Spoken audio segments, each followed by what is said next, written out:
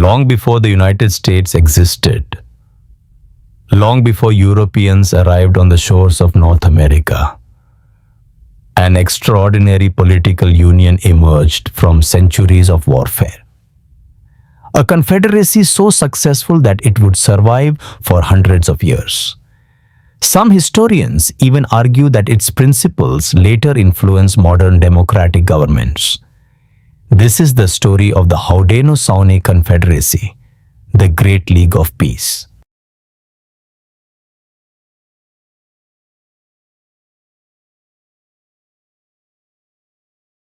Centuries ago, the lands around present-day New York State were home to several indigenous nations.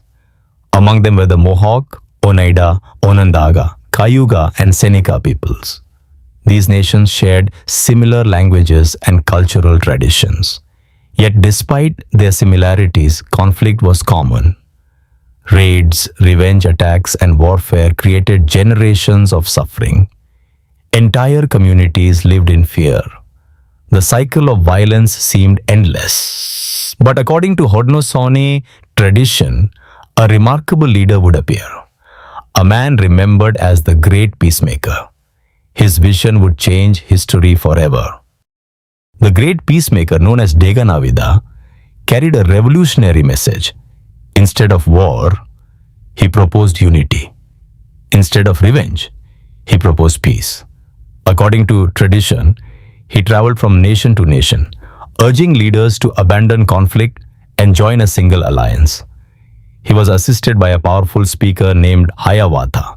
Together, they persuaded rival nations to set aside generational law of peace, a system designed to prevent war and maintain harmony among nations. Eventually, the leaders agreed. One by one, the nations joined the alliance. A new political system was born. The 5 nations united as one confederacy. The Mohawk, the Oneida, the Onondaga, the Cayuga, and the Seneca. Together, they became known as the Haudenosaunee, meaning people of the long house. The confederacy was symbolized by the tree of peace. Its roots extended in every direction.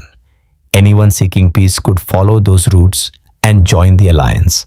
The nations retained their independence. Yet they worked together on matters affecting the entire confederacy. It was a balance between local authority and collective decision-making, a concept that remains familiar in modern governments today. What made the Haudenosaunee Confederacy extraordinary was its sophisticated political structure. Each nation selected leaders known as sachems. These leaders met in a grand council. Major decisions required discussion and consensus. Rather than simple majority votes, leaders sought agreement among all nations. This process encouraged negotiation and cooperation. Women also held significant influence. Clan mothers possessed the authority to nominate and remove leaders who failed their responsibilities. This created a system of accountability rarely seen elsewhere during that era. The Great Law of Peace established rules, responsibilities, and procedures. It functioned much like a constitution.